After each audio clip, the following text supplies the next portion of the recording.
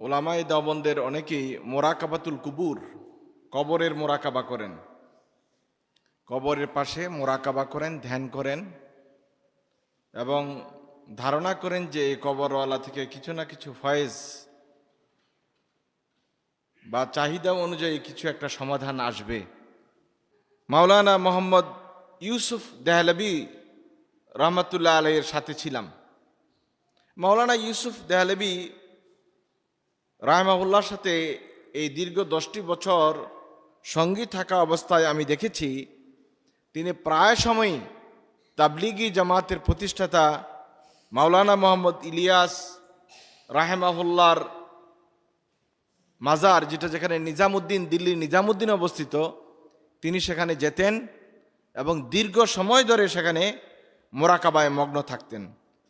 তিনি এটাও সময়ে সময়ে বলতেন, প্রায় সময় বলতেন যে এই কবরওয়ালা অর্থাৎ মোহাম্মদ ইলিয়াস রাহমাহুল্লাহ, তিনি তার কাছে আসমান থেকে কিছু নূর আসে, আর এই নূরগুলি তিনি তার ভক্ত মুরিদদানের মাঝে ভাগ বন্টন করে দেন তার সাথে রাবেতা, সম্পর্ক এবং মহাব্বতের আনুপাতিক হার অনুযায়ী। যার সাথে যত মহাব্বত বেশি তাকে নূরের অংশ দেন তত বেশি।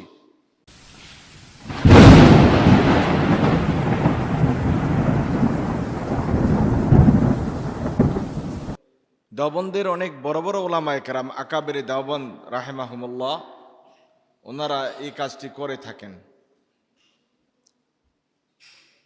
এবং এই নির্দেশনা পাওয়ার জন্য তারা কবরের পাশে গিয়ে যে মোরাকাবা করেছেন এ সংক্রান্ত বিষয়গুলি ওলামায়ে দেওবন্দের জীবনীতে স্পষ্টভাবে বর্ণনা করা আছে। উপমহাদেশের একজন প্রখ্যাত মুহাদ্দিস মাওলানা খলিল আহমদ সাহারানপুরি, যিনি আবু দাউদ শরীফের দীর্ঘ ব্যাখ্যা লিখেছেন, এবং হাকিমুল উম্মত মাওলানা আশরাফ আলী থানভী রাহিমাহুমুল্লাহ, এই দুইজন যখন একসময়ে খাজা মাইনুদ্দিন চিশতি আজমিরি রহমতুল্লাহ আলাইহির মাঝারে একত্রিত হয়েছিলেন, তখন খলিল আহমদ সাহারানপুরি মাজারে প্রবেশ করে তাৎক্ষণিকই তার কবরের সামনে মোরাকাবায় বসে গেলেন, ধ্যানে বসে গেলেন। এবং এই মোরাকাবা বা ধ্যান দীর্ঘ সময় ধরে হয়েছিল। যে দীর্ঘ সময় ধরে এখানে ধ্যানে নিমগ্ন থাকার কারণে যারা এখানে জিয়ারত করতে এসেছিল তাদের বিরাট বিঘ্ন ঘটেছে, কারণ উনি এখান থেকে উঠছেন না, সাথে ওনার কিছু সঙ্গী সাথীও আছে। তখন জিয়ারতকারী যারা আছে তারা স্বাভাবিকভাবে এখানে জিয়ারত করতে পারছিলেন না। তো দীর্ঘ মোরাকাবার কারণে যখন বিঘ্নতা সৃষ্টি হলো, তার সাথীরা তাকে কিছু বললেন না, সাহস পেলেন না তাকে বলার জন্য। কিন্তু এক পর্যায়ে তিনি যখন উঠে গেলেন তখন সাথীরা বললেন যে আপনি এখানে দীর্ঘ সময় ধরে মোরাকাবা করার কারণে, ধ্যান করার কারণে যারা এখানে জিয়ারতকারী এসেছিলেন তাদের জন্য অনেকটা সমস্যা হয়েছে। তখন তিনি বললেন, বিষয়টি আমাকে আগে জানানো হলে আমি হয়তো এখান থেকে উঠে চলে আসতাম। তো খলিল আহমদ সাহারানপুরি রাহিমাহুল্লাহ, তিনি একজন উঁচু মানের মুহাদ্দিস, ফকি, সাথে আশরাফ আলী থানভী রহমতুল্লাহ আলীও ছিলেন। ওনারা খাজা মাইনুদ্দিন চিশতি আজমিরি রহমতুল্লাহ আলীর মাজারে দীর্ঘ সময় পর্যন্ত মোরাকাবায় ধ্যানে ছিলেন। 2 নম্বর বিষয়, তাবলিগে জামাতের প্রতিষ্ঠাতা মাওলানা মোহাম্মদ ইলিয়াস রাহমাহুল্লাহ, তিনি অধিকাংশ সময় চিশতিয়া সাবেরিয়া তরিকার প্রতিষ্ঠাতা আব্দুল কুদ্দুস গাঙ্গুহি রাহমাহুল্লাহ তার মাজারে যাইতেন এবং তার কবরের পাশে দীর্ঘ সময় ধরে মোরাকাবা করতেন। এবং এটাও বর্ণিত হয়েছে যে তিনি একাকী নির্জনে নূর সাঈদ বাদায়ুনি রাহেমাহুল্লাহ এর কবরের পাশেও মোরাকাবা করতেন, বসতেন এবং সেখানেই তিনি জামাতে সালাতগুলি আদায় করতেন। 3 নম্বর বিষয় ঘটনা, মোহাম্মদ আসলাম নামে একজন আলিমে দ্বীন, তিনি বলেন, আমি 10 বছরেরও অধিক সময় ধরে তাবলিগ জামাতের তৎকালীন আমির মাওলানা মোহাম্মদ ইউসুফ দেহলভী রহমতুল্লাহ আলাইহির সাথে ছিলাম।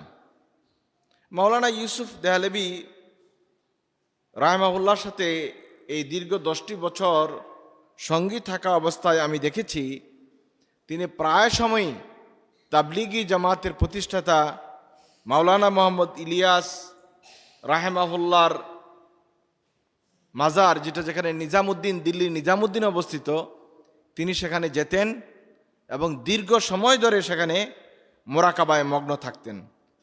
তিনি এটাও সময়ে সময়ে বলতেন, প্রায় সময় বলতেন যে এই কবরওয়ালা অর্থাৎ মোহাম্মদ ইলিয়াস রাহমাহুল্লাহ, তিনি তার কাছে আসমান থেকে কিছু নূর আসে, আর এই নূরগুলি তিনি তার ভক্ত মুরিদদানের মাঝে ভাগ বন্টন করে দেন তার সাথে রাবেতা, সম্পর্ক এবং মহব্বতের আনুপাতিক হার অনুযায়ী। যার সাথে যত মহব্বত বেশি তাকে নূরের অংশ দেন তত বেশি। এইভাবে তিনি আকাশ থেকে আসা নূরের বন্টন দেন বলেও তিনি মন্তব্য করেছেন। এছাড়া শেখ আব্দুর রহিম রায়পুরি, যিনি একজন আল্লাহওয়ালা ছিলেন, বুজুর্গ ছিলেন, তার কবরেও মাওলানা ইউসুফ রাহেমাহুল্লাহ তিনি মোরাকাবা করতেন। মদিনায় যখন তিনি যাইতেন তখন রাসূল আকরাম সাল্লাল্লাহু আলাইহি সাল্লামের রওজার পাশে বসেও তিনি দীর্ঘ সময় এভাবে মোরাকাবা করতেন। আমরা এখানে তাবলিগি জামাতের 2 জন আমির, প্রতিষ্ঠাতা আমির এবং তার পরবর্তী আমির, যারা উভয় দেওবন্দি আকীদা বিশ্বাসী ছিলেন, তাদের মোরাকাবা সংক্রান্ত বিষয়গুলি আপনাদের সামনে তুলে ধরেছি। এর পাশাপাশি মাওলানা আশরাফ আলী থানভী রহমতুল্লাহ আলাইহি এবং খলিল আহমদ সাহারানপুরি রহমতুল্লাহ আলাইহিও এই মোরাকাবায় ধ্যানে থাকতেন, এটা আমরা ইতিপূর্বে উল্লেখ করেছি। প্রশ্ন হলো, এভাবে কবরকে সামনে নিয়ে মোরাকাবা বা ধ্যান করা, এটা কোরআন এবং সুন্নাহ সম্মত নয়। এজন্য এই ধরনের মোরাকাবা করা কোনোভাবেই সুযোগ নেই। রাসূল আকরাম সাল্লাল্লাহু আলাইহি ওয়াসাল্লাম যেমন কবরের পাশে মোরাকাবা করতেন না, ঠিক তেমনিভাবে সাহাবা একরাম রিদওয়ানুল্লাহি তাআলা আলাইহিম আজমাইন রাসূল সাল্লাল্লাহু আলাইহি ওয়াসাল্লামের ইন্তেকালের পরে সংকটময় মুহূর্তগুলো যখন অতিক্রম করেছেন, একবারের জন্য রাসূল সাল্লাল্লাহু আলাইহি ওয়াসাল্লামের কবরের পাশে বসে মোরাকাবা করেন নাই। যাতে করে রাসূলের রওজা থেকে, কবর থেকে কোনো একটা নির্দেশনা আসে এই অপেক্ষার জন্য তারা সেখানে মোরাকাবা করেন নাই। সুতরাং এটা একদম সুস্পষ্ট যে এরকম কবরের পাশে বসে মোরাকাবা করা এটা একটা সুফিবাদী বেদাতি আমল, এটা কোনো সুন্নতি আমল নয়।